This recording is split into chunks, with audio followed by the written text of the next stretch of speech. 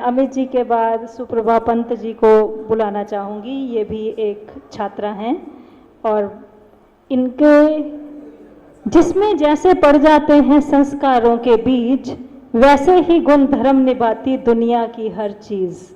तो इनको भगवत चरणों में अपने विचार व्यक्त करने के लिए और अपने भावों को व्यक्त करने का जो गुण है अपने परिवार से मिला है, अपने पिताजी से इन्होंने सीखा है।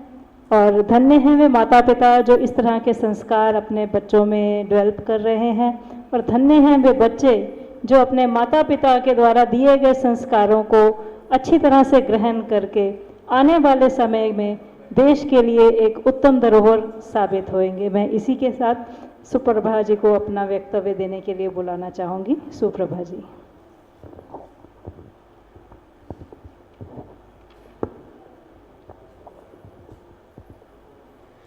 ओम श्री गणेशाय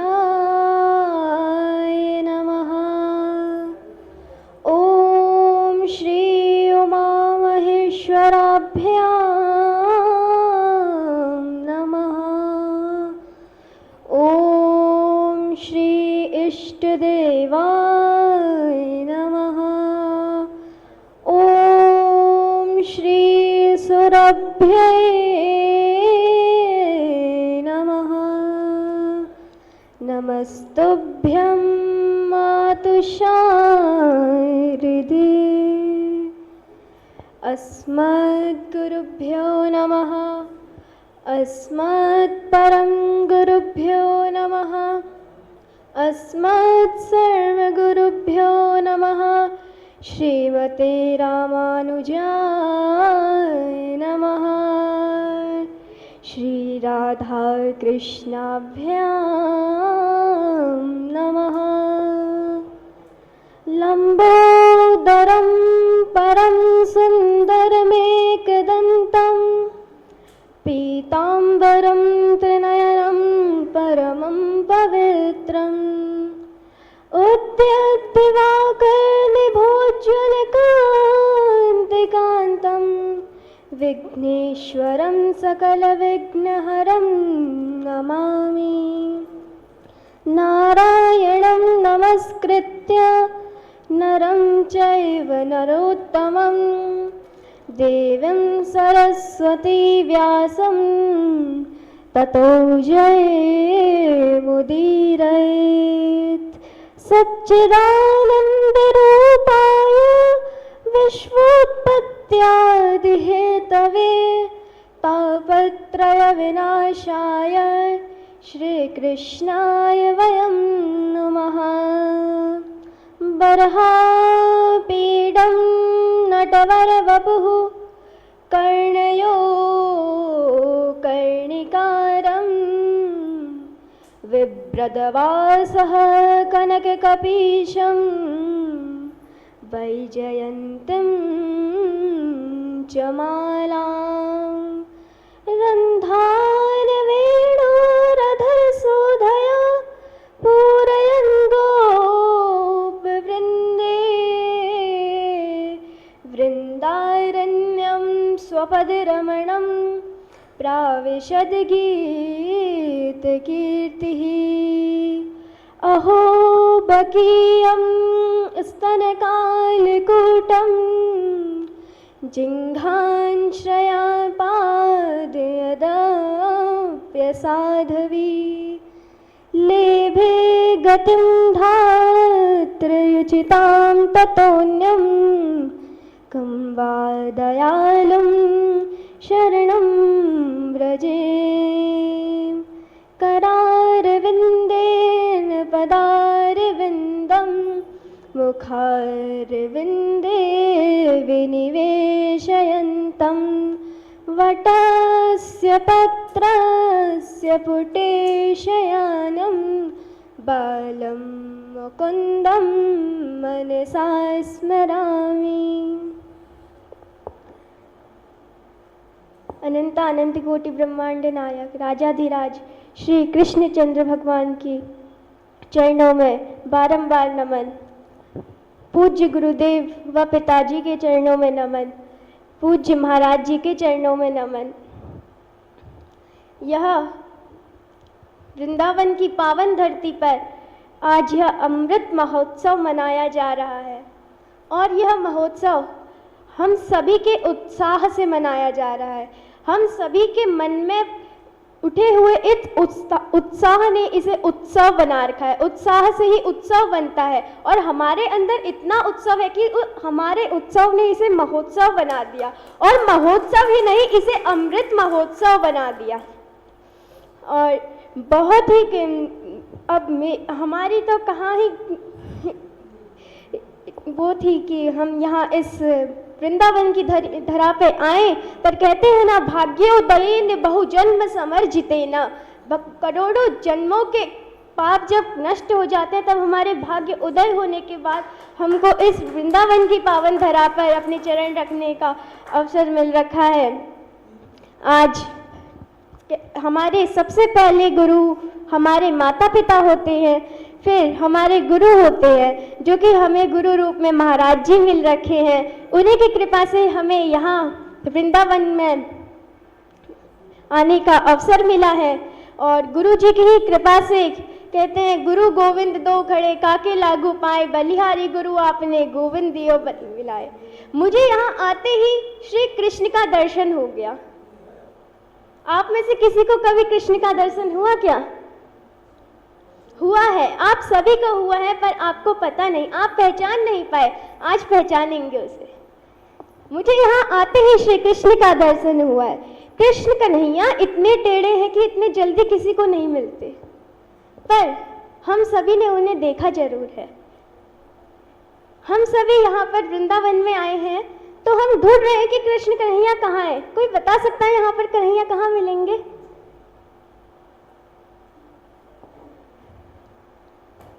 बता सकता है कहाँ? मन में तो सभी के हैं, देखे हैं मन में।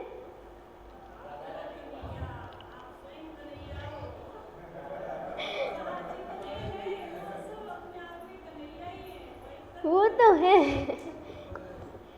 कन्हैया असली में मिलते हैं। कन्हैया ने खुद कह रखा है, कन्हैया ने खुद प्रमाण दे रखा है, गावो ममाग्रतः सन्तु, गावो मैं सन्तु पृष्ठतः, गावो मैं सर्वतः सन्तु, गवां मध्ये वसाम्यहम्।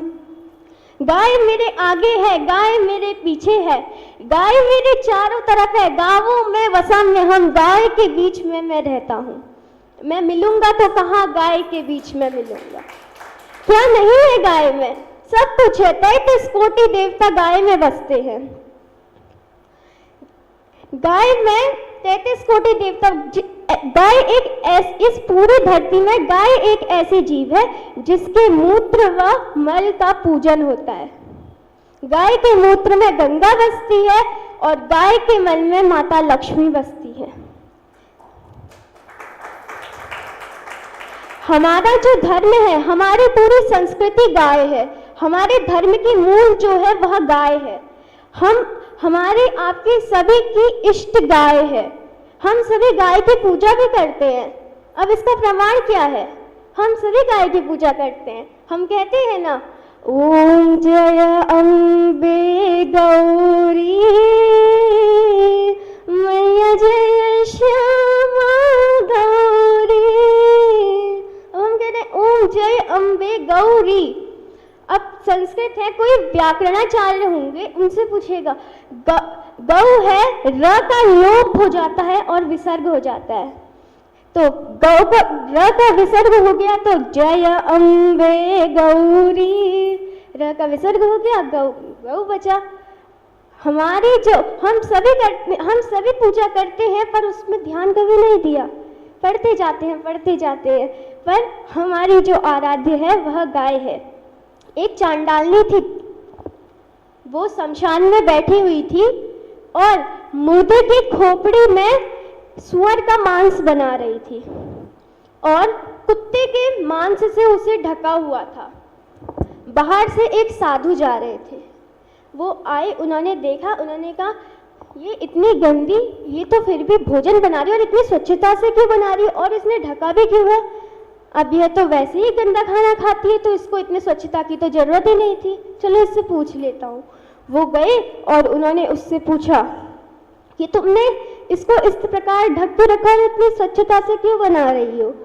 तो उसने बोला, कहीं इसमें किसी गौ हत्यारे की छाया ना पड़ जाए या उसकी दृष्टि ना पड़ जाए, इसलिए मैंने इसे ढका हुआ है और इतनी स्वच्छता से बना रही हूँ। एक चांडालनी तक समझ गई कि गौ हमारी आराध्या है, पर हम नहीं समझ पा रहे हैं। आज गौ का इतना अनादर हो रहा है, क्यों?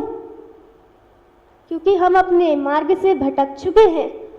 जब गाय नहीं होगी गोपाल कहाँ होंगे, जब गाय नहीं होगी गोपाल कहाँ होंगे, गोपाल कहाँ होंगे, नंदलाल कहाँ होंगे, गोपाल कहाँ होंगे, नंदलाल कहाँ होंगे, गोपाल कहाँ होंगे, नंदलाल कहाँ होंगे, जब गाय नहीं होगी गोपाल कहाँ होंगे। अब गाय हमारी संस्कृति की मूल क्यों है? गाय में क्या नहीं है, यह भजन बता रहा है। गौ माँ के सींगों पर पृथ्वी विराजी है, गौ माँ के सींगों पर पृथ्वी विराजी है, गौमूत्र में गंगा जी खुर में ऋषि लेटे हैं, गौमूत्र में गंगा जी खुर में ऋषि लेटे हैं। जब गाय नहीं होगी पूजा पाठ कहाँ होंगे, जब गाय नहीं होगी पूजा पाठ कहाँ होंगे, जब गाय नहीं होगी गोपाल कहाँ होंगे। यह जितने भी जप तप ध्यान पुण्य श्राद्ध तर्पण आदि 16 संस्कार जितने भी हैं, सभी गाय के सानिध्य में ही होते हैं। बल्कि जब कन्यादान होता है ना, कन्यादान के बाद भी गौदान होता है। जब जो हमारी माँ होती है वो हमको 2 या 5 साल तक का दूध पिलाती है, और जो गाय है वो माँ बनकर हमें आजीवन दूध पिलाती है। हम चाहते हैं कि गौ हमारी राष्ट्र माता बने। जब राष्ट्र पशु है, राष्ट्र पक्षी है, राष्ट्र वृक्ष है, तो राष्ट्र माता क्यों नहीं हो सकती है? राष्ट्र माता भी होनी चाहिए। तो हमारी राष्ट्र माता गौ माता होनी चाहिए। एक बार सभी मेरे साथ बोलिए, गौ माता, राष्ट्र माता, गौ माता, राष्ट्र माता, गौ माता, राष्ट्र माता। सभी गौ माता की सेवा करें और संसार का काम करते रहें, भगवान का काम करते रहें, कुंजित बिहारी जपते रहें। जय जय श्री राधे।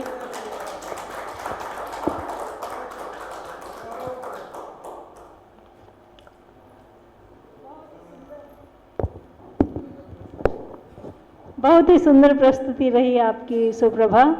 गौ माता भी प्रसन्न हो गई होंगी।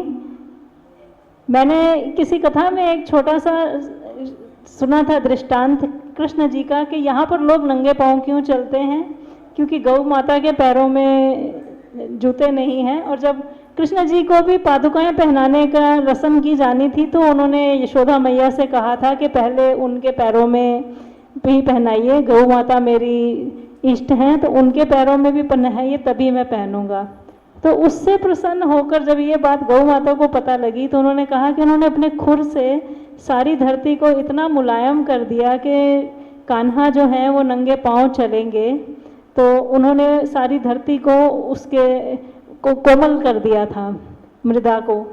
तो जैसे भाव हमारी सुप्रभा जी के हैं और गौ माता को जब ये इनके भाव पता चलेंगे तो आप देखिए कि गौ के मन से कितने आशीर्वाद निकलेंगे। हम ये सोचते हैं कि केवल हम ही बोल सकते हैं, नहीं, ये जो मूक जीव हैं ये बहुत अच्छे से अपने भाव प्रकट कर देते हैं। और ये इनके पास जाकर आप एक बार इनके हाथ फेर कर देखिए, आप इनको एक बार गले लगा कर देखिए, ये बहुत अच्छे से अपने भावों को आप तक पहुंचाएंगे और समझ जाएंगे। तो हम इंसान हैं, हम चाहते हैं कि हमें रिस्पेक्ट मिले, हम चाहते हैं कि हमारा आदर हो, तो हमें भी भगवान के जीव जो बनाए हुए हैं उन सबका भी आदर करना चाहिए। धन्यवाद सुप्रभा, आपने बहुत अच्छा विषय यहाँ पर चुना, जो आजकल के बहुत ही, जिसको कह सकते हैं कि डिमांड चल रही है, बहुत ही इसके बारे में बातचीत चल रही है।